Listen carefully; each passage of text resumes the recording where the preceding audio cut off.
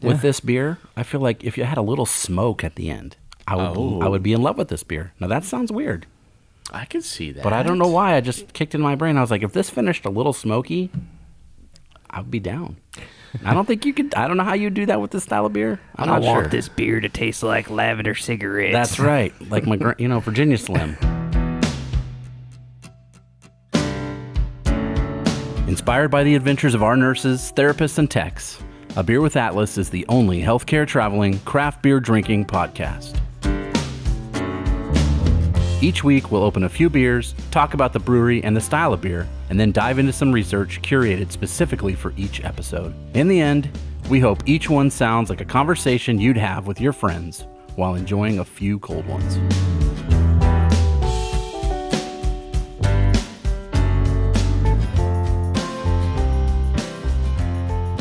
Welcome to another episode of A Beer with Atlas. I'm Rich. Howdy. I'm Brian. Oh, howdy. Howdy. I'm in the South this week, guys. We are in the South this week. So just recently, a couple months ago, my wife and I went to Nashville for the first time ever.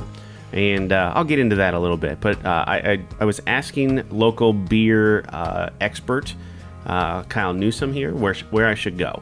Is there any place I should go while I'm in Nashville? And he said, yeah, there's one place you should go. There's good beers down there, but Southern Grist is where you should go. Okay, so you had an inside tip. Absolutely, yeah. And it really wasn't that far. So we were downtown. It's probably 10, 15 minutes from downtown. The East Nashville tap room.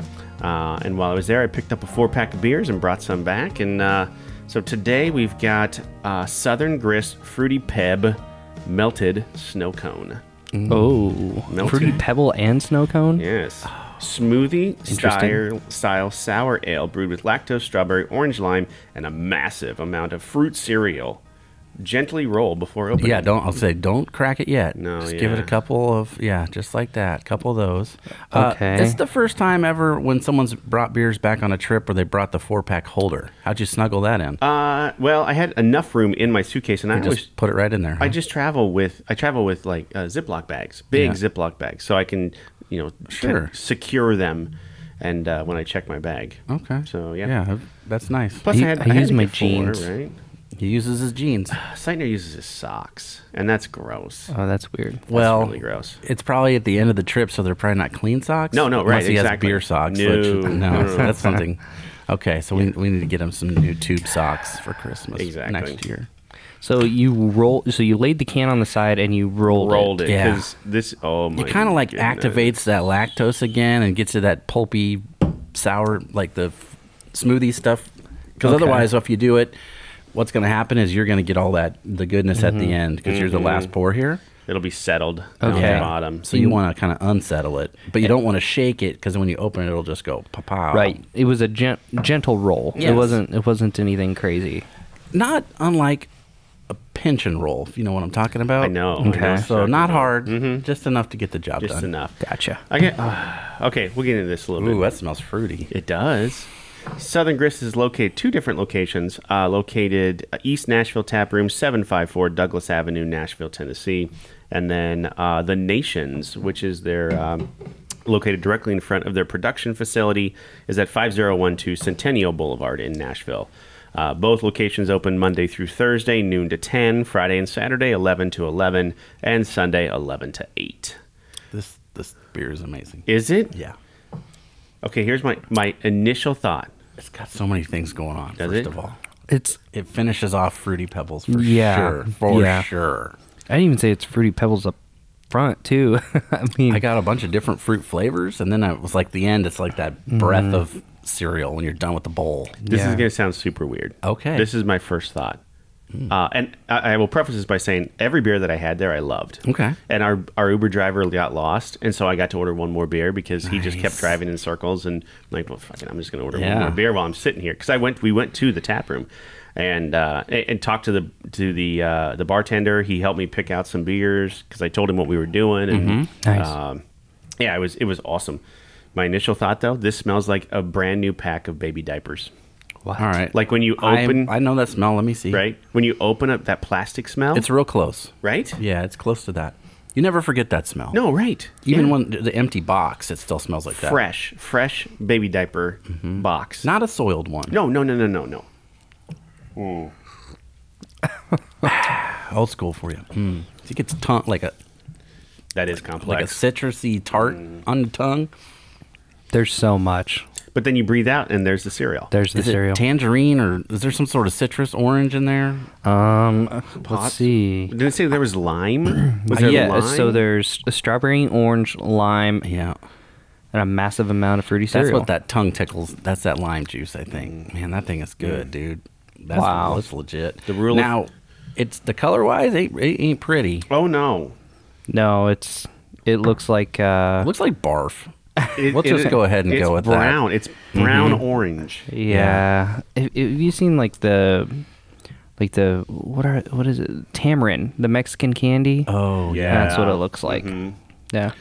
yeah. It's one of those. It's better to just smell it and drink it. Yeah. Don't look.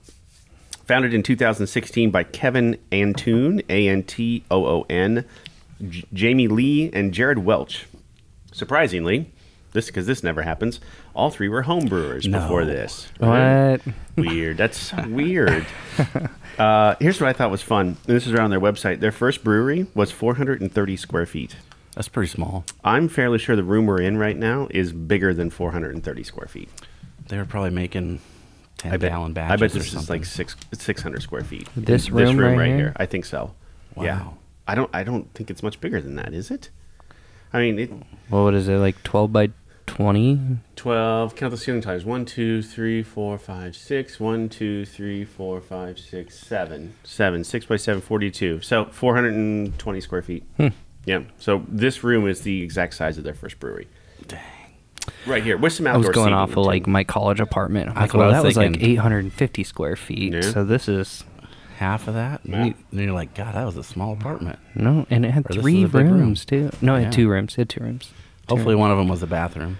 No. It had 2 like bedrooms. Oh, okay. It was just Yeah. a bathroom and a bedroom. But You one of the said no. bedrooms was like half of this. Not even. Okay. What is this one? Is this the hill? This is the the smelted snow cone? snow cones. Yeah. Okay. They had quite a few of these, but this was the only one they had in cans still. So did you get to make your own 4-pack? I did. That's Yep. nice. I did. Okay. And cool. they had I think I took a picture of it. They had a huge, like, double-sized cooler selection. A number of, like, anniversary bottles and other, like, bombers they had for sale. I would try not to get a bomber back home. I mean, that Yeah, might glass explode. is dangerous. Yeah. Yeah, but they had a great to-go selection. And while I sat there, I saw a number of people come in, just get to-go beers, and then leave. Man, that's good.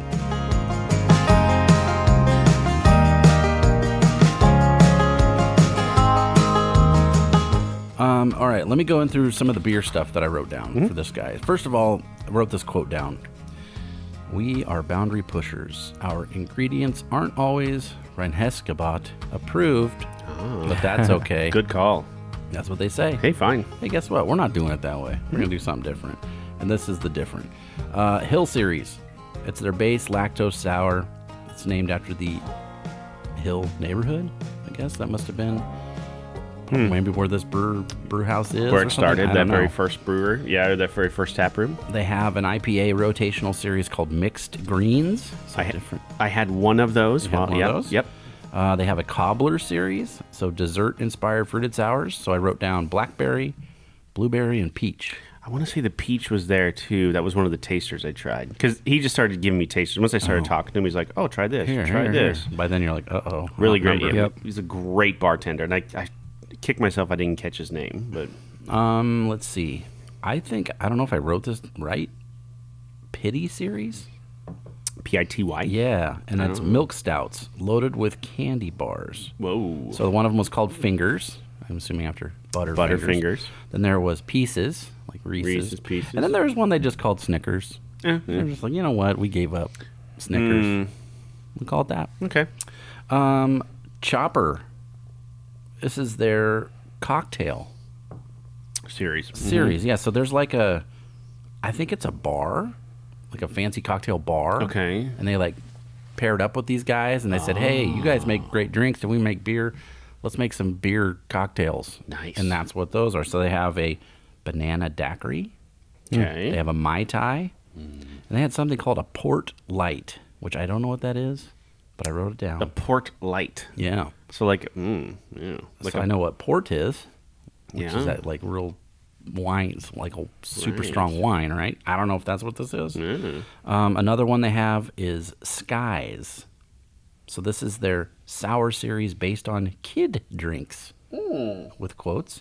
So they have Imperial Sparkleberry, which I think was like was that a high C flavor or Kool-Aid? Sparkleberry was Kool-Aid. Okay, so they have a beer that tastes like that.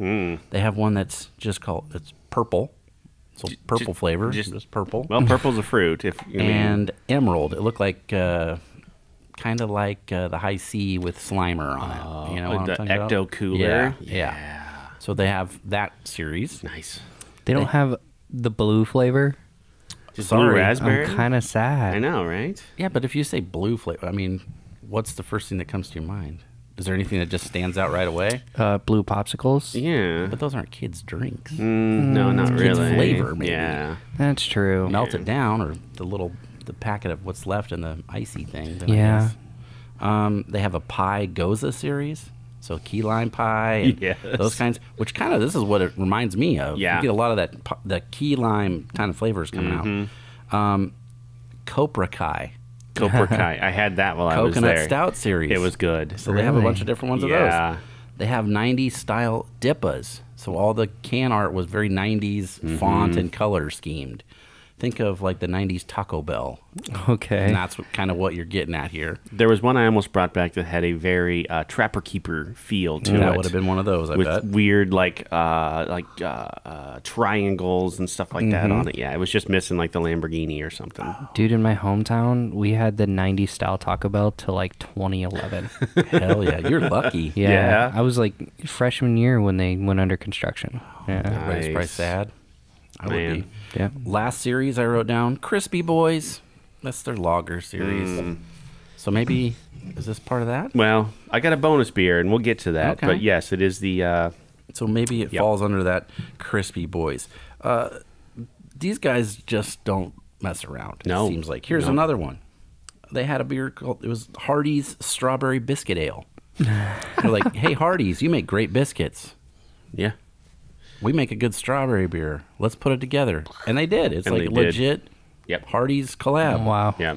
Go to their website. It's actually up in the main header. Yeah. It'll say like our story beers Hardee's. Yep. And I'm like, what the hell And it's is for that? National Biscuit Month. Yep. Which is, I guess, a thing. Oh, yeah. I mean, there's, when you go south that way, there's Yeah. biscuit Oh, yeah. restaurants You gotta everywhere. have biscuits. Yep. Yeah. A cream ale is the style of beer. Hints of strawberry and buttermilk. And it was also brewed for National Beer Lovers Day. So it was like a smash up, perfect timing. This on their website said they will ship to Nebraska. Interesting. I did not know that.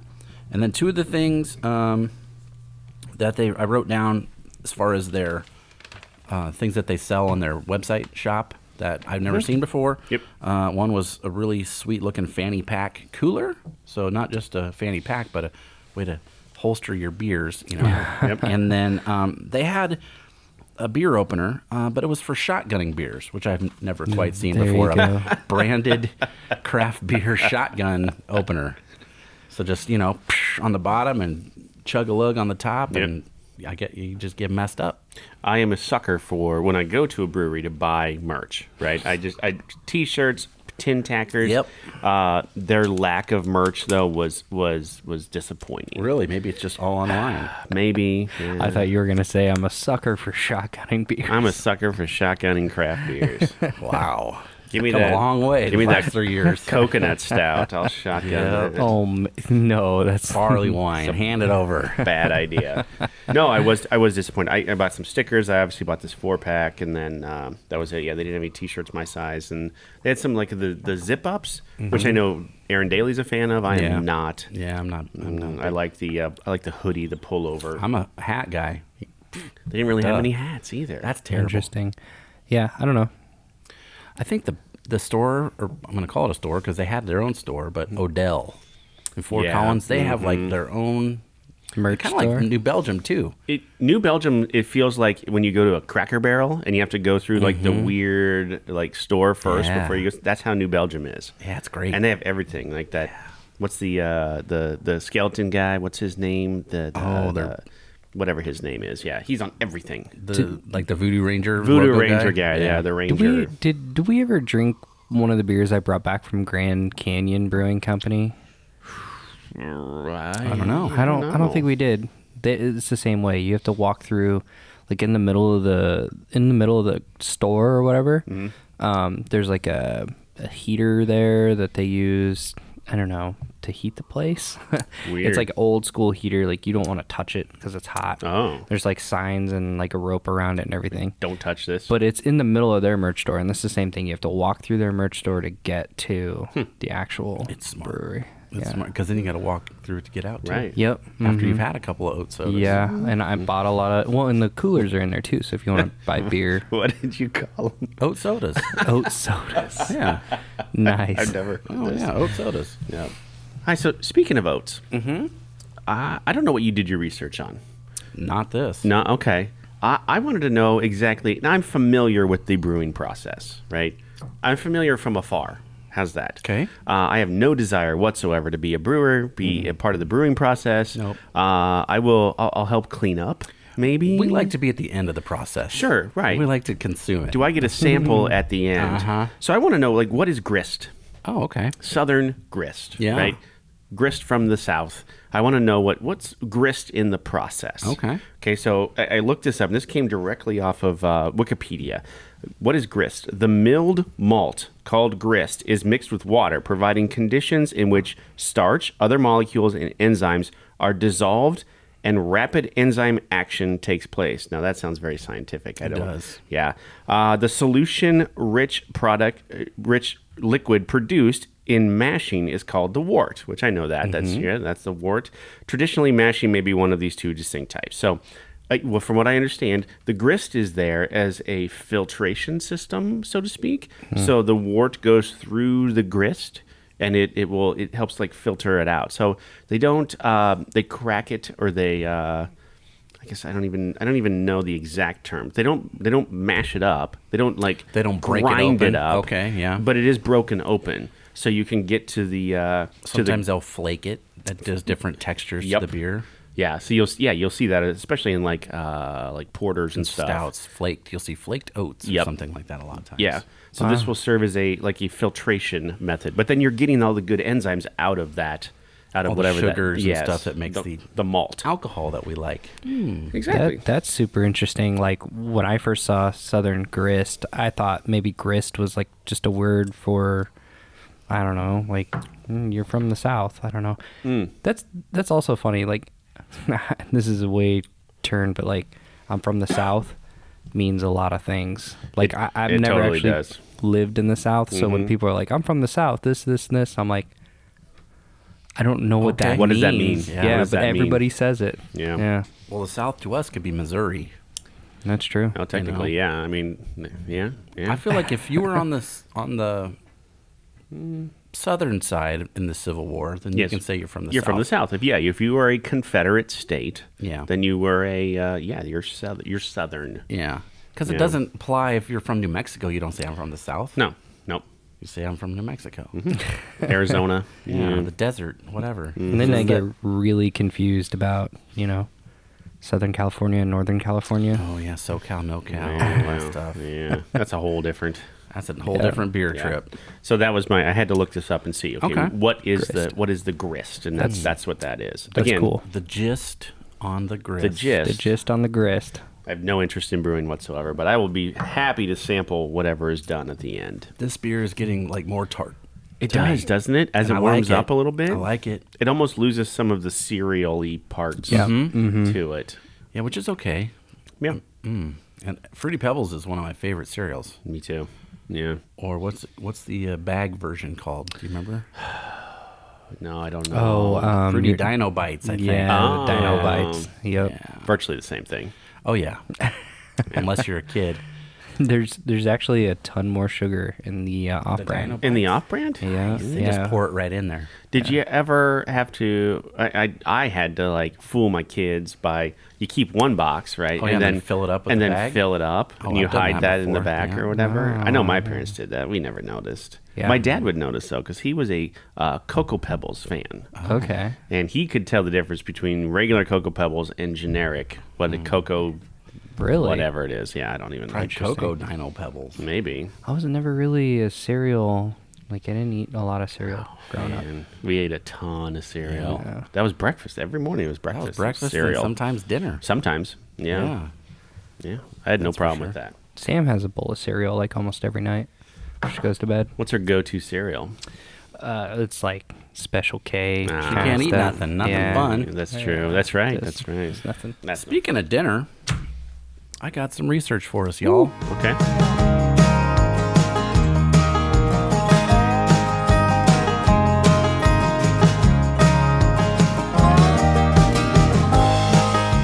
You're in Nashville. Yeah. I thought, what do I want to know about Nashville? Country music? Probably not. Mm. How about this? Nashville hot chicken. Yes. Where'd it start? What's it all about? Why you get it everywhere now? Do it. Let's do this, right? Yep. Okay. So, there's some, kind of like barbecue, right? Nobody knows exactly where these things came from or who was the first one to do it. So, maybe this is legit. But the consensus, at least that I could find, is that it came from a place called Prince's Hot Chicken Shack. Prince's Hot Chicken Shack. Yes, and it's been open continuously for 75 years, Whoa. which is, a long time. Here's the flavors that they currently have. Now, this has been updated in the last probably 10 years or so. It used to not be this, but it is this now. You walk in, you better know what you're ordering. Seems like that's kind of the thing, because the lines are long. So you don't want to be in line for an hour and then have somebody that's standing there for 20 minutes trying to figure out what you want. Yep. But here's the way you can get it. Plain, light mild.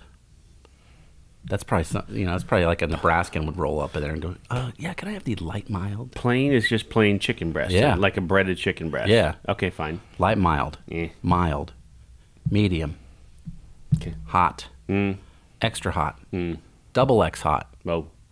triple X hot. Oh, yeah. There you go. Yeah. That's the one. That's the one that probably just instantly burns you inside out. Yeah, yeah. That would be my guess. It instantly gives you stomach cancer. Yeah, Maybe. Or just rips through your whole body and just opens up. Like an alien chest burster. Except it's a hot pepper that squirts out. Yep. Son of a bitch, I'm in. Yeah. you got me. Triple X hot. Yep. Served with a slice of white bread, or sometimes two. Okay. Because you got to sop up the juice. Don't you dare make a sandwich out of this. This is just for slopping. This and- is just and- for the and leftovers. sopping. Yeah, yeah, Okay. yeah. And then a lot of briny pickles. So the vinegar is supposed to help cut that heat. It did look, as it went, incrementally hotter. Like you could just see from the pictures, like, okay, that looks hot. And then like, oh, God, that's a lot of cayenne. And then there's like crushed red peppies on the top of that. And you're just like, okay. Then there was a paste, like towards the hotter. Oh, God. Got more liquidy. It looked like to me almost, if that makes sense. Because usually it's pretty dry-based spice from what I did my research on. Okay, I want to talk about that because we had 2 hot chicken sandwiches while we were there. Okay. Not what I was used to here at all. All right. So here's the story of Prince's, and this is, legend. So do we know this is how it happened? I don't know. Dude's name was Thornton Prince. He's the guy that had the chicken place, right? Okay. The story comes from his great niece who runs Prince's Hot Chicken now, or just straight up niece. He was tall, handsome, good looking, ladies' man, player. Married though, unfortunately, I believe. And this took place in the, I think, 30s. This happened. So coming out of the Depression, or right in that, very at the end of that sort of time frame. Okay. Goes out one night, maybe it's a Saturday, and goes out with a different gal. Uh-oh. And has fun. Comes home, and next morning wakes up, and the gal he lives with, I don't know if it's his wife, his other girlfriend, whatever, she's not mad. It's like, well, that's weird. Whoa, that's weird. Okay, cool. And she's like, hey, babe, good morning. Here's some breakfast for you. It's late, stayed out all night. And there's a piece of chicken fried chicken sitting on the plate. Okay. And he eats it. And it was hot. She had made it hot on purpose to to as punish a punishment. him. Yeah. Tricked you. Ha gotcha. Yeah. And he was like, damn, that's delicious. It's good. Tell me the recipe. And guess what? Oh. Boom. Whole restaurant just based on this spicy chicken. And Nashville hot chicken was born. Yes. Wow. Out of a guy that was kind of maybe catting around a little bit. So he kind of works on the recipe, gets it a little bit more to his liking, and opens the first place. And it was just called the Barbecue Chicken Shack, or just Barbecue Shack. Okay. Not that catchy, but in the 30s, I guess that's what you got. You didn't have a whole lot of competition back then, so the name could be kind of boring. Probably. I think you're right. Yeah. Plus, Nashville has exploded in population in the last 25 years, so Yeah. it wasn't like a huge place back then. 1989, the great niece takes over. Her name's Andre, and she opens an East Nashville location. So there are two. Okay. And she then names this Princess Hot Chicken. Okay. So that's where the name comes from there. Corner of Jefferson and 28th Avenue. There are, according to her, no secrets to this except just a ton of cayenne. Wow. There's the recipe. There's, I guess, the best way I could say it, not necessarily like knockoffs, but there's like interpretations, right? sure, So sure. lots of the places that are in Nashville are like, okay, we can't do it as good as them. We just got to do our version. Here's our spin. Yes. Yep. So if you want it this certain way, then you might as well just go to those guys, right? And we're fine with that. Yeah. And I think that might be somehow how some breweries are that we've done, like, sure, okay, yeah. across the street, these guys are IPA, geniuses. We'll go ahead and do some German style things over here or something. So that seems just to, get the bucks in. This is how we're going to do it. Right. This place is open until 12. Midnight? Yeah. Doesn't surprise me. And then on the weekends, it was open till 4 o'clock. AM. Yeah. Again, not surprised. I don't know if that's currently still how it is, but before, in the pre-times, before COVID, that was how that worked out. Lines go around the building day and night. They have moved locations several times. They don't advertise, and yet, if you go there, you're going to wait in line like an hour just because of word of mouth, and everybody knows it's the one to go to. The way it tastes, allegedly, I haven't had it, but I had to write this down. A touch of sweetness at the very beginning, so it's a little sweet, and then the heat comes, and then it gets, depending on what's flavor you got, Right. continually, gradually gets hotter and Builds hotter and hotter. builds, yeah. This was not something that white folks ate Always. growing up. Okay. This was on the other side of town, right? This was, especially in Nashville, it was on purpose. People were separated on purpose, right? So Right. all those businesses and the clientele were black folks there, and that's who ate it. And it wasn't until like the 70s and 80s that white folks kind of started to come over and try it out. And that's one of the reasons it's exploded-ish. That's why you can get it here in Omaha, probably at 4 or 5 different places now. Yep. Whereas before it was just in that city and just in those kind of places that aren't advertising. Sure. Right? So Yeah. that's just how it has spread for travelers and people that go on vacation. There's 24 or more places now that make this sort of sandwich in Nashville. Yeah. So there's that. I guess it is competition, I guess, in a way. Kind of like Kansas City barbecue, right? Right. And then everybody has their own favorite ones. Let's see. The last one. Oh, it's a competitor I wrote down. It opened in the 70s, so it's the second oldest one in town. Okay. And it was called, did I write that down? Bolton Spicy Chicken and Fish. No. So he worked, this guy, his name was Bolton, his first name. He worked at Prince's for a long time, and then they had like a spat. Yeah. And he was like, all right, well, I'm going to go do my own thing. Do his own thing. Open my own shack, Right, and that's right. what he did. And then in the 90s, he got sick, and he was dying. And, the place he called it was Columbo's Chicken Shack when he opened it. Columbo's Chicken Yeah, Shack. so I was Okay. like, maybe he liked that show in the 70s? Maybe that was his last name. His name was Bolton Columbo. Maybe. We'll go with I don't that. know. Maybe. We'll I go don't- with that. I don't know. Or he liked the show, one of the two. Could be. And then, so he's sick, he's dying, and he gives his recipe to his nephew. And that nephew was named after him. So his name is also Bolton, and his name is Bolton Matthew. So that's why it's called Bolton's Spicy Chicken and Fish, because he took over for his uncle, And that's another one that's got, I think, at least 2 locations, and it's fairly popular. Prince's Hot Chicken, just the other day, was it Monday or last Friday? I was listening to my one of my podcasts, which is Mark Maron, and he was talking about how he had been in Nashville recently for some shows, and he had been to Prince's. He goes to Prince's. He'd eaten Prince's, and I was like, oh, I just did research on there this. You go. So even the celebs are there. And then just a sign that it's everywhere, and it's probably done. KFC started selling it in 2016. So you could get it, at Kentucky Fried Chicken. I am sad that we were there for a couple of days, but there's quite a bit to do there, and we only had hot chicken where it was available to us, maybe on Broadway or whatever. There was a few different places. One night we were out walking, and we had eaten a bigger lunch, and it was later-ish, and we were walking back to the hotel, and we thought, well, we'll just stop here. There was a barbecue place.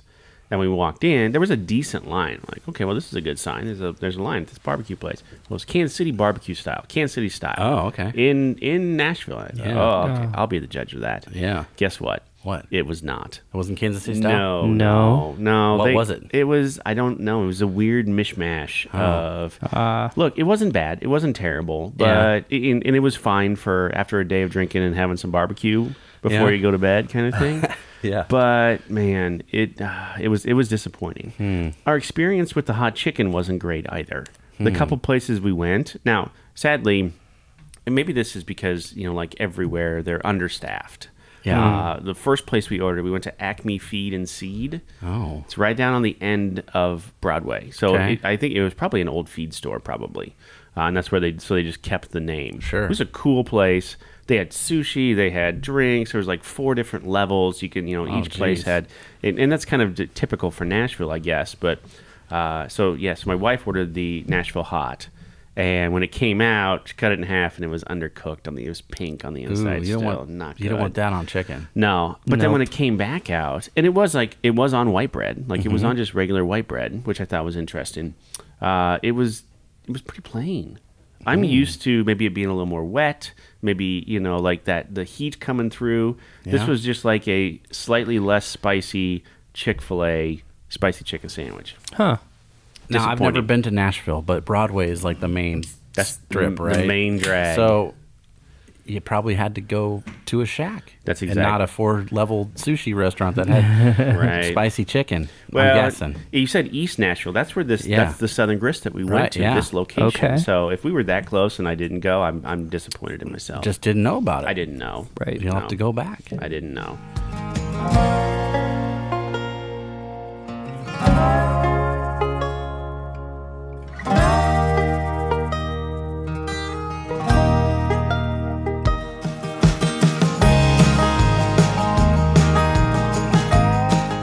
All right, bonus beer time. Okay. So I brought back a 4-pack here. Yes.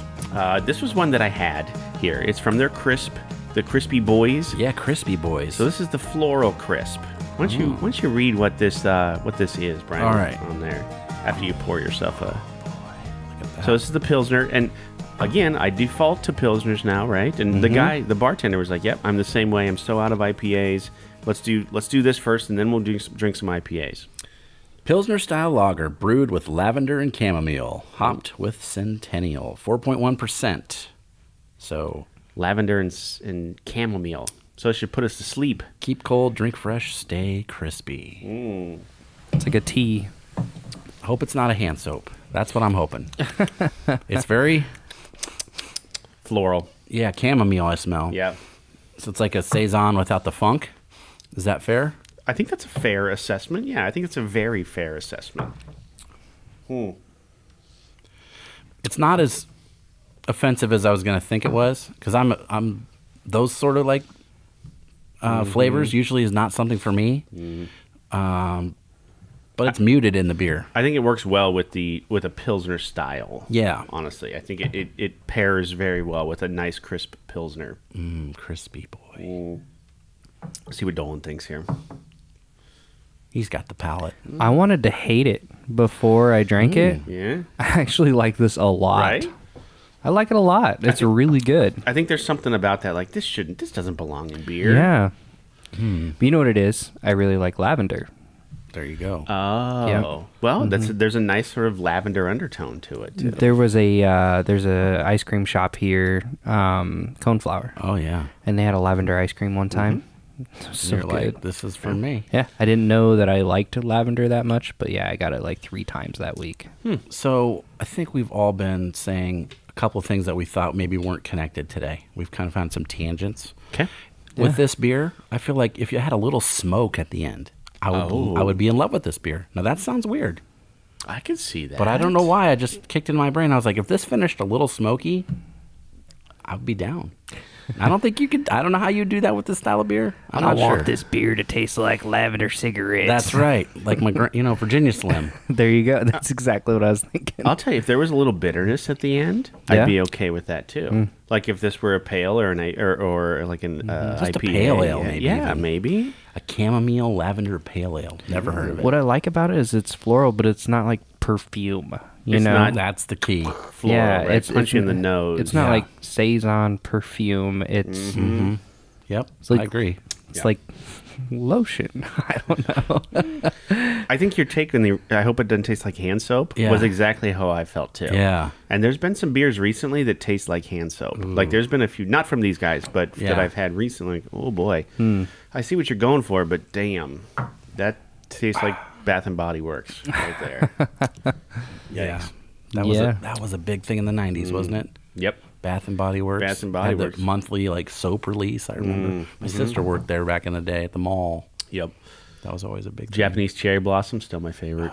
I my still favorite. get I soap still for get Christmas. those soaps. I do too. My sister still gives them to me. She hasn't worked there in like 15, 20 years. Every year I get them for Christmas. They have a bergamot one. They have like a black tea bergamot, which is like a Okay. Earl Grey. Oh, okay. Oh, it smells so good. I like a lot of the Christmas ones, the holiday scents. Those are pretty good. And they have like some islandy ones that are good for the summertime. You got to switch it up. Oh, you gotta switch it up. Yeah. Go like right after Christmas, like mid-January. Yeah. And they all like get marked down to like 99 cents. Load Seriously. up. I do. I just load up. Just Have washing soaps your for a hands while. just to So- smell it. Pro tip right there. Yeah.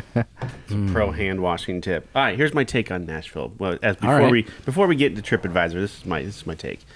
I'm not a spring chicken. Right? A spring Nashville chicken. Yeah, I'm not a Spring spring hot Nashville hot chicken. chicken. Not at all. Nashville is a young man's game. It's not. It's called Nash Vegas for a reason. Absolutely. Yeah. And here's it's Las Vegas without gambling. You know what? I like to gamble. Me too. Let's go And gambling. so I'll go back for someone more my age or Brian's age, but maybe not Dolan's age, right? So Dolan would go because he probably really enjoyed the live music and the noise and the crowds and the people and the stuff. And, Yeah. And I liked all of the experience of all of that. But there's a place right outside of Nashville, 20 minutes outside, where the Grand Ole Opry is now, where Yeah. it's been since 1974. It's called the Gaylord Resort. Yeah. And it is an amazing place. It is beautiful. It's huge. It's a resort. It has like and the Christmas decorations were off the charts, unbelievable. There's a huge mall attached to it off to the side. They had ice skating and you name it. Like it was awesome. And it was way more low key. Like we found a bar. They actually have a bar in the Gaylord where it rotates through seasons. So it was a Christmas. It's called the Frosty Snowman Bar. So everything was decorated for Christmas. Well, then they go back to being a regular bar for a while. Then they become an Irish bar for St. Patrick's Day? St. Patrick's Day. And then they become a like USA bar for 4th of July. And then right? So it's very themed. But it was a cool little place. And we sat in there forever and watched football and drank their seasonal drinks. Like Jenny had 2 or 3 of these green seasonal drinks or whatever. And Yum. yeah, it was. That's more my style. That's more Yeah. the old person style. The sit down vacation. I like Yeah. that too. Yeah. I don't want to be traipsing up and down the street. Yeah. No, And- those days are past for me. And I guess part of me too is like I'm not a country music fan, so going to Jason Aldean's bar or to or what we went to the Johnny Cash Museum, which was cool. Yeah. but just not. I don't know. Did you go to the Country Music Hall of Fame? We didn't go there. We went to the Ryman Theater, That'd be Ryman's sweet. cool. and that was awesome. I'd love to go there. Ryman's super cool. Yeah. But I'm not a country music fan either. Yeah. But the Hall of Fame, the Country Music Hall of Fame, that was my favorite thing to do in Nashville. Nice. But yeah, Memphis is more my speed. I like Memphis is I a lot of love fun. Memphis. We will do Memphis at some point. So when we went, it was because one of Jenny's friends turned 50. So we had a surprise party. We all flew down and surprised her. That's fun. And one of her friends and her friend's mom were there too. And they drove to Memphis when everybody left. And they spent a couple of days there. And we actually considered doing that with them. But it was only like 3 hours away. Yeah, it's not too far. No. But then we thought, no, we don't have enough time. I want more time. I want 2, 3, 4 days there. I want to go to Graceland. I want to, I want to do that kind of stuff. Graceland too. Actually, Sun Studios Graceland. in Memphis is great. Yeah. I went to Studio B. Oh. That was really, really cool. Yeah. Learn about the Nashville number system and how that kind of built all the music in that area. Interesting. And essentially, like, the Nashville number system, all that is like, instead of reading notes like A, B, C, right? You read them as 1, 2, 3. But it doesn't matter. Like, if you're in the key of A, then A is your number 1. But if you're in the key of G, then G is your number 1. And the idea is, if you follow the number patterns, it doesn't matter what key you're in, so long as you remember what's 1, 2, and 3, It's right? like a shortcut for studio. Yeah, you can play You can sight read everything. everything basically. and anything. Yeah, so it was like a huge deal. Like that when the Nashville number system came out, like session musicians were like, "Oh my gosh!" Well, yeah, 'cause they could figured play this anything out. then, right? Yep. I mean, if I At that point, yeah. My favorite thing about Nashville probably is that Willie Nelson went there. And he was like, man, fuck this town. And he left and went back to Texas. And he's been there ever since. So, Ironically, I only bought one T-shirt while I was there. It was a Willie Nelson T-shirt. Oh. I also bought a coaster for Matt Lawhorn because as I was shopping or whatever. It's just a coaster you put on your desk, but it's just Willie Nelson. Oh, yeah. Giving you the bird, Nice. and I'm like, oh, this got Matt written all over Yep. it. So. That's cool. But yeah, I don't know. Nashville is a clean city, I'd say. Like it's really clean for how busy it is. But We enjoyed our time there. I don't know if there's other places we can say we've been, right? Sure. As much as I'll go back to Las Vegas, I'll go back to Chicago, that Yeah. type of thing. I don't know. If we go, we'll go stay at the Gaylord and spend time out there at that resort. Yeah. Because you could spend multiple days out the there. Gaylord is where I stayed too, by the way. Is it really?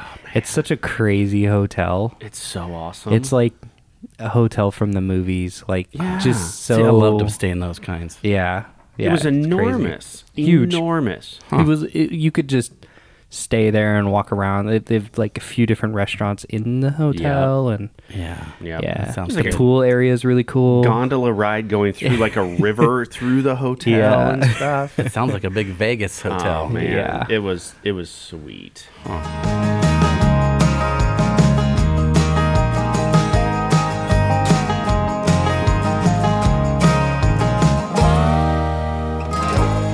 All right, TripAdvisor.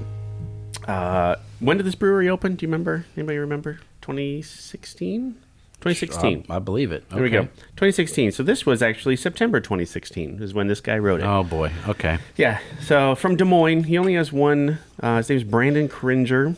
Cringer. Oh, this is going to be a cringy review. Yeah. Cringe. One contribution. He only has one review. Okay. And here it is. Young brewery feel. Good start going for popular styles, but still have room for improvement in sours, and the hoppy beers need more freshness with good balance. There was no dark beers out of the 11 on tap. That was a 1 out of 5. He gave them a poor or a terrible score, 1 out of 5 because of that. They just opened Yeah. when he wrote this, and he they had even acknowledges 11 everything. Yeah. Exactly. They had 11 beers on tap. And they had just opened, and he's pissed they don't have dark beers. Wow. Yeah. Well, you should go back because they have like 4 different stout series now. Yeah, exactly. There was something when you went in. And you can see a picture of this bar. If you look at the East Nashville tap room, you can see it right there. There are taps on both sides of the bar, and it's not a small bar either. So there are taps on, and it is a row on each side. And he had to look. He's like, "Okay, you want the no? It's on the other side." And he had to go get it. And yeah, Wow. that was how many beers they had on tap. It was a great experience. As much as like maybe some of the food experiences weren't that great, this was one of the highlights of my trip was going to this place. So, and the bartender I talked to was fantastic. So too. thanks, Kyle, I guess. Is what we have to say. There we go. That's cool. How does this dude know all this? I don't know. What? He's been everywhere. Where, man? He does. He retains knowledge really well. Yeah. I don't remember anything we talk about. Nah. Once it's gone, it's gone. In one ear, out the other. Yeah. All right, Untapped. 396 check-ins for the melted snow cone. This thing Fruity was- Peb. Only 396. Only 396, but this is one of their more recent from this series. I'm definitely taking a photo of this melted can. snow cone series. Where do you think we land? 396 check-ins. I'm going to go 382. I'm going to go 396. 4.02. Yeah. Okay. I think it's one of those things. Now, I didn't find a lot of variety in craft down there. There Okay. were a couple really good lagers I had. There were a couple of IPAs that were pretty good, like regular, Just your standard IPA. just standard IPAs. Yeah. This place though had the different stuff. So you're seeking it out. You're going there in particular, right? I mean, that you want to be there, so you want to try different stuff like this. Yeah, this is good. There you go. I mean, when it leaves that remnant on the glass, Yeah. that's what you're supposed to have. Yeah. All right. So thank you to my bartender there at Southern Grist. Man, I apologize if I had your name, I'd totally give you credit. We would have said it 3 times to now. Oh, yeah. What did he look like? I mean, typical beer tender guy. So he had a beard. He had a beard. Tattoo? Bigger dude. I couldn't do sleeves. Okay. Because here's the thing: when I was there, it was like in the lower 60s, and so everybody was really cold. Like that was cold for Yeah, them, that was lower cold 60s, for and you're them, like yeah. wearing your shorts. You're like, Yeah, "Oh, everyone, hell it's yeah." fine. I put a sweatshirt on. It was good. Okay, next week, clean out the beer fridge. Yep. Yes, that is. We've got a good chunk of beers That time of the that year. we need to get to. I need to do that at my own personal location. Yeah. I actually Yeah. thought that Just set a last weekend night, too. aside where you can just pass out anywhere and then just clean out your beer fridge. and then clean it out. Okay. Do that. Yeah, there we go. And then we got a couple local Omaha beers we're gonna do. Okay. And then I keep promising it. We'll do some stouts. Oh, all right. We will. Yeah. I like those. I mean, it doesn't get super cold here till mid-January, Right. maybe. So that'll be about the time to do stouts. Yeah. So until then, we're not going anywhere for a while. let's have another beer. Thank you for listening to A Beer with Atlas. Special thanks to our brand team for producing the show. Each episode of A Beer with Atlas is powered by Atlas MedStaff, an industry leader in travel healthcare staffing.